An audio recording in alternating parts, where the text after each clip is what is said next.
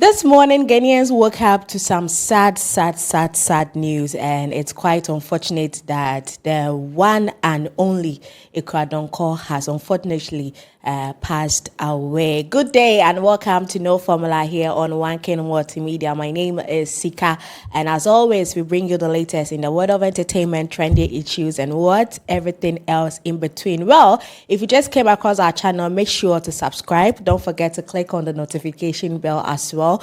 Drop your comments, like, and share amongst your friends and pals. Now, let's get it rolling.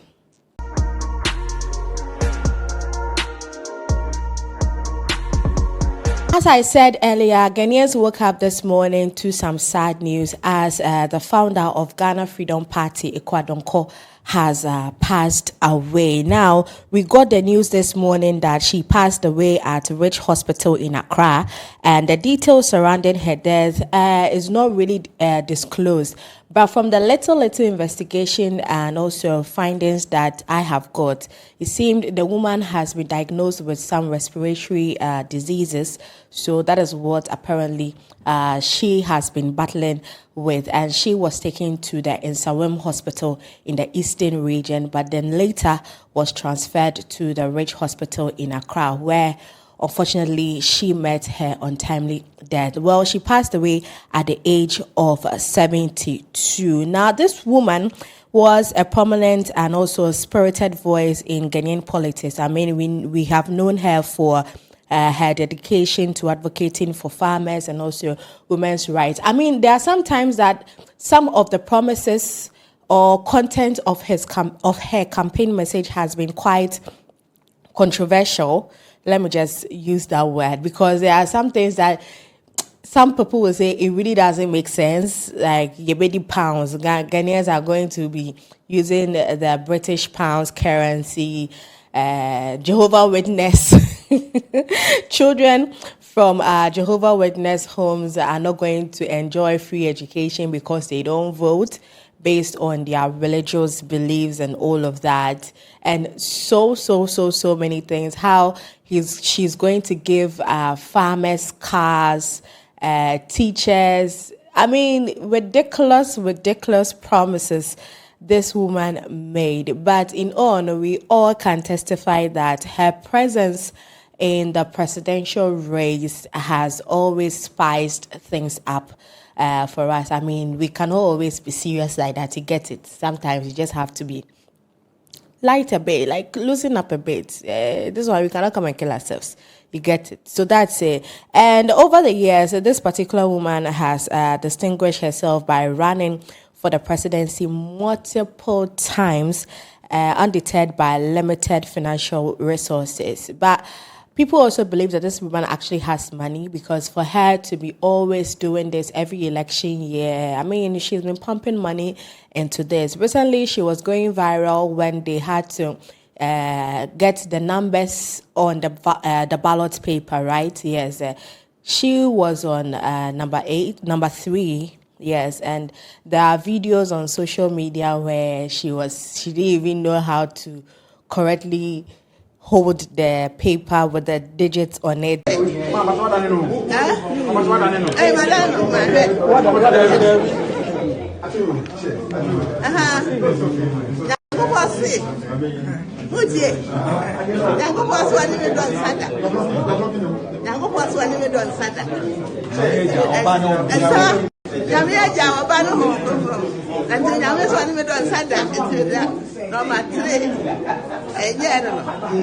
Now, having contested in 2 previous elections, Akua Donkor was listed as the 3rd candidate on the ballots for the 2024 presidential race. Now, her passing actually marks the end of an era, closing a unique chapter in Ghana's political history, because whether we like it or not, this woman has also contributed to the political ecosystem, the political history of Ghana, to be one of the first women to actually come front and then say that they want to be president. I feel like if she had been educated enough, because as we all know, she always says it, she says she's a farmer, she didn't go to school and all of that.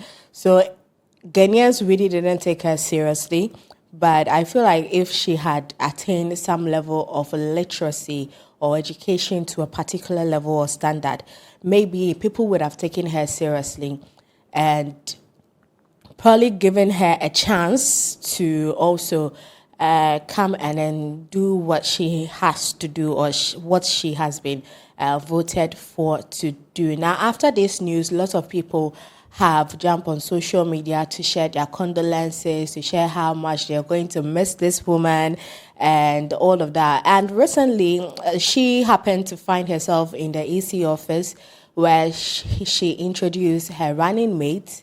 Yes, somebody who happens to be in the creative space as well. And there was a particular video that went viral on that particular day also. We spoke on Saturday around 10:30, 11 a.m. thereabouts, more than 2 hours. And then later in the evening, Saturday evening, I had a call from her driver telling me that mommy is not feeling well, so they are going to a government hospital. That was on Saturday evening. And I said, okay, fine.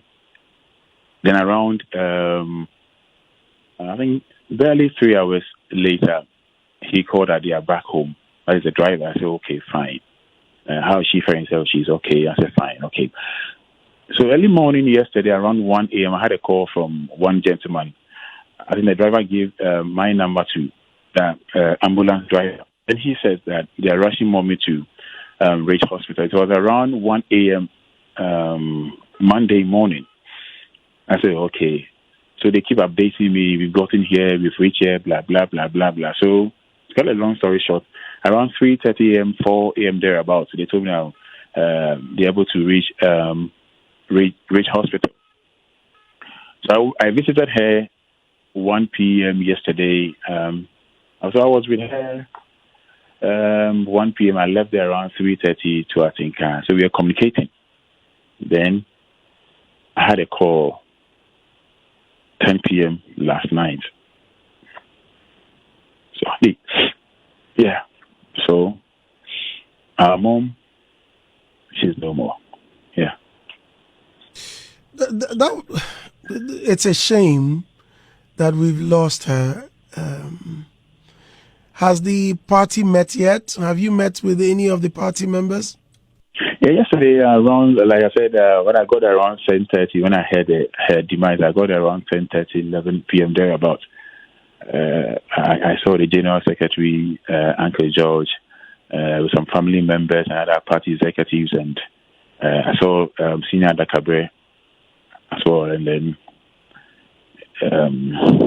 yeah. So yes, the GFP leader also began her presidential aspirations when she was actually elected the Assemblywoman of Heman. Yes, and she was the Assemblywoman there. So I think from there she decided that, okay, I have been in a leadership position before, leading people, the local people, those at the grassroots. So I think she thought that she could also handle the whole of the nation. Yes, the whole of Ghana. So she decided that, why not? Let me also come and then try, and then with my expertise and little experience that I have gathered in being an assemblywoman, let me also come and govern the whole nation. Unfortunately, she didn't live to do that or get that done, but I think she's already made her mark as well. Now, when she attempted to become president, her first attempt at the presidency came in 2012. as we all remember, in 2012 when she applied to run as an independent candidate. So an independent candidate means that she is not running on the ticket of any political party, not party A, party B, party C, or all of that. She is running as an independent candidate, and that she doesn't have any political party. But then she was, however, disqualified by the Electoral Commission then for the reason that she did not actually meet the eligibility requirements. So she disagreed. She didn't agree with the outcome. She didn't think she had to be disqualified. And with this decision, she did not resort to any legal address or redress. And instead, she also threw her support behind Papa Kwesi Indum of the Progressive People's Party. Now, you know that Papa Kwesi Indum was part of the CPP, the Convention People's Party, aka Nkrumah's party. But then due to some internal issues, he had to go his separate way and form his party, PPP, Progressive People's Party, where people even sometimes say it's party papa paying party. I mean, people have read so many translations into that one. So in 2012, when Akua Donkor was disqualified, she decided to back PPP, the person running on the ticket of the PPP, that is Dr. Papa Kwesi Indum. So she was supporting her, and she came back again in 2016. Yeah, so what we do in Ghana is that every 4 years we have a presidential and parliamentary election. So 2012 she was disqualified. She came back in 2016, and then she was disqualified again. Yes, she was disqualified again after her Ghana Freedom Party's headquarters in Kabul was also gutted by fire early January. So the following year, she got it. She was able to be on the ballot paper. And this year, that was 2020. And then fast forward 2024, she found herself again on the ballot paper on number three on the ballot paper. But just how many days to election? Is it 41 days or 40 days to election? She has unfortunately passed away to go meet her ancestors. So we don't know exactly what is going to happen to her party especially. We don't know if the running mate is going to step in and become the presidential candidate and appoint a running mate for himself, or the party is just going to get dissolved, or we just don't know. But I know that with any updates that would come, we will come and let you know and get you to stay updated on that one. When you go on social media right now, be it Facebook, Instagram, Twitter, especially, yes, or X, when you go there, you realize a lot of people have also sent in their condolences, their messages, and all of that. Sometimes you think that somebody is not loved until they die. Yes, until they die, you are not going to see all this love being shared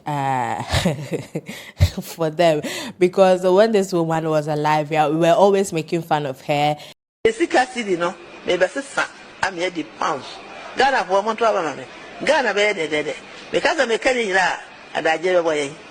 Anytime her name pops up in election, having a political conversation, we try to snub her and all of that. But then for today, since morning, people have been trooping in with their condolences, their messages, and all of that. So when you go on Twitter, even Dr. Aban, who happens to be the CEO of Rigward, he was amongst the first people to share the news on social media. And of course, the son of Akua Donkor also confirmed this with City News that indeed the woman or the mother has actually passed away at the Ridge Hospital in Accra. So as you see on your screen, some condolences and messages from people, public figures, normal individuals, citizens, and what have you. What are you going to miss about this woman as she has passed away? But then I wouldn't end it by not saying this. Our condolences to the family